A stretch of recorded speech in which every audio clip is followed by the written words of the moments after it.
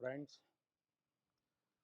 सबसे पहले मैं आप सभी को और दुनिया भर के लोगों को और विशेषकर क्रिश्चियन कम्युनिटी को आज की इस महत्वपूर्ण पर्व पर अनेक अनेक शुभकामनाएं दूंगा। Merry Christmas. ये मेरे लिए बहुत सुखद है कि स्पेशल और सेक्रेड अवसर पर आप सब मेरे निवास स्थान पर आए हैं। जब इंडियन माइनॉरिटी फाउंडेशन ने ये प्रस्ताव रखा था कि हम सब मिलकर क्रिसमस मनाए, मैंने कहा क्यों ना मेरे यहाँ मनाए, और उसी में से ये कार्यक्रम बन गया। तो मेरे लिए बहुत खुशी का अवसर है। अनिल जी ने मुझे बहुत मदद की, मैं उनका विशेष रूप से आभारी हूँ। इस पहल के लिए मैं माइनॉरिटी फाउंडेशन का भी बहुत आभारी हूँ। क्रिश्चियन कम्युनिटी के साथ तो मेरा संबंध कोई नया नहीं है, बहुत पुराना बड़ा आत्मीय नाता रहा है और बड़े वार्म रिलेशंस रहे हैं। गुजरात का सीएम रहने के दौरान मैं ईसाई समुदाय और उनके लीडर्स के साथ अक्सर मेरा मिलना जुलना रहता था, और मैं मणिनगर जहाँ से चुनाव लड़ता था वहाँ बहुत बड़ी मात्रा में आबादी भी है, और इसके कारण मेरा स्वाभाविक नाता रहता था। कुछ ही वर्ष पहले मुझे द होली पोप से मिलने का भी सौभाग्य मिला था। वो वाकई मेरे लिए बहुत ही यादगार पल था। हमने इस धरती को बेहतर जगह बनाने के लिए social harmony, global brotherhood, climate change और इंक्लूसिव डेवलपमेंट ऐसे कई विषयों पर और लंबे समय तक बैठ करके बातें की थी। फ्रेंड्स, क्रिसमस वो दिन है जब हम जीसस क्राइस्ट के जन्म को सेलिब्रेट करते हैं। ये उनकी लाइफ मैसेज और वैल्यूज को भी याद करने का अवसर है। जीसस ने करुणा और सेवा के मूल्यों को जिया है। उन्होंने एक ऐसा समाज बनाने के लिए काम किया जिसमें सबके लिए न्याय हो और जो समाज समावेशी हो, इंक्लूसिव हो। हमारे देश की विकास यात्रा में यही मूल्य एक गाइडिंग लाइट की तरह हमें रास्ता दिखा रहे हैं। साथियों, समाज जीवन की अलग अलग धाराओं में हम ऐसे कई समान मूल्य दिखते हैं जो हम सबको एकजुट करते हैं। उदाहरण के लिए, पवित्र बाइबल में कहा गया है कि ईश्वर ने हमें जो भी उपहार दिया है, जो भी सामर्थ्य दिया है, उसका उपयोग हम दूसरों की सेवा के लिए करें। और यही तो सेवा परमो धर्म है। द होली बाइबल में सत्य को बहुत महत्व दिया गया है और कहा गया है कि सत्य ही हमें मुक्ति का मार्ग दिखाएगा।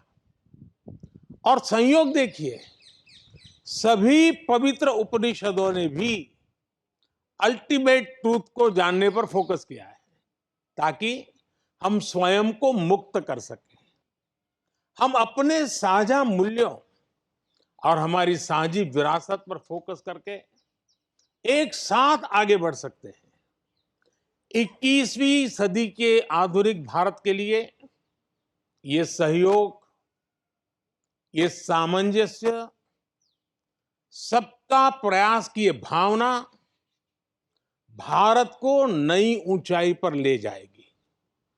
साथियों, द होली पोप ने अपने एक क्रिसमस एड्रेस में ईसा मसीह से प्रार्थना की थी कि जो लोग गरीबी खत्म करने में जुटे हैं, उन्हें उनका आशीर्वाद मिले।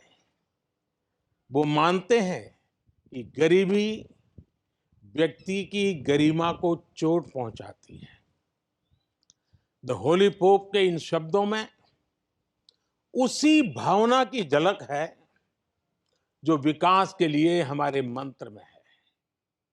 हमारा मंत्र है सबका साथ, सबका विश्वास, सबका विकास, सबका प्रयास। सरकार के तौर पर हम ये सुनिश्चित कर रहे हैं कि विकास का फायदा हर किसी तक पहुंचे और कोई इससे अछूता न रहे। ईसाई समुदाय के कई लोगों तक, विशेषकर गरीबों और वंचितों तक भी आज देश में हो रहे विकास का लाभ पहुंच रहा है। मुझे याद है जब हमने फिशरीज के लिए अलग मंत्रालय का गठन किया तो ईसाई समुदाय के बहुत सारे मछुआरे भाई बहन हमारे इस कदम की सार्वजनिक रूप से सराहना करें, मेरा भी सम्मान किया, मुझे बहुत अभिनंदन किया। साथियों, क्रिसमस के इस अवसर पर मैं देश के लिए, क्रिश्चियन कम्युनिटी के लिए एक बात जरूर योगदान करूंगा कि आपके योगदान को भारत गर्व से स्वीकार करता है। ईसाई समुदाय ने फ्रीडम मूवमेंट में महत्वपूर्ण भूमिका निभाई है। फ्रीडम स्ट्रगल में क्रिश्चियन कम्युनिटी के कई थिंकर्स और लीडर शामिल थे। गांधी जी ने स्वयं बताया था कि नॉन कोऑपरेशन मूवमेंट की परिकल्पना सेंट स्टीफेंस कॉलेज के प्रिंसिपल सुशील कुमार रुद्र की छत्रछाया में रची गई थी।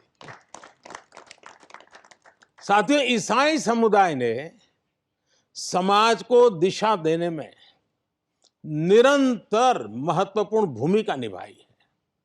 समाज सेवा में क्रिश्चियन कम्युनिटी बढ़ चढ़कर हिस्सा लेती है और आपकी कम्युनिटी गरीबों और वंचितों की सेवा के लिए हमेशा आगे रहती है। एजुकेशन और हेल्थ केयर जैसे महत्वपूर्ण क्षेत्र में आज भी पूरे भारत में ईसाई समुदाय के संस्थान बहुत बड़ा योगदान दे रहे हैं। फ्रेंड्स, 2047 तक विकसित भारत बनाने का जो लक्ष्य है, इस लक्ष्य के साथ हम अपनी विकास यात्रा को तेज गति से आगे बढ़ा रहे हैं, लगातार कोशिश कर रहे हैं। इस विकास यात्रा में हमारे सबसे महत्वपूर्ण साथी अगर कोई हैं तो वो हमारे युवा है।